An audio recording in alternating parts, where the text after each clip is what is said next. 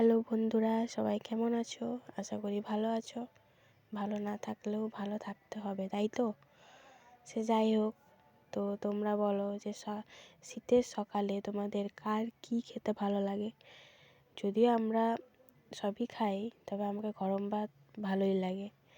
তো সেটারই প্রিপারেশন চলছে এখন আপাতত। এই যে বেগুন পোড়া আর শুকো মাছ দিয়ে আলুর চচ্চড়ি যাকে বলে, সেটাই আজকের মেনু। ঠিক আছে, তো এই যে চলছে প্রিপারেশন। এই যে বেগুনটা মাখা হচ্ছে।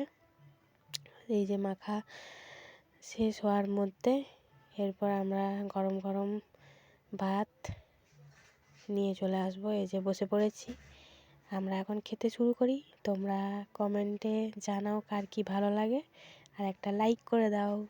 Thank you.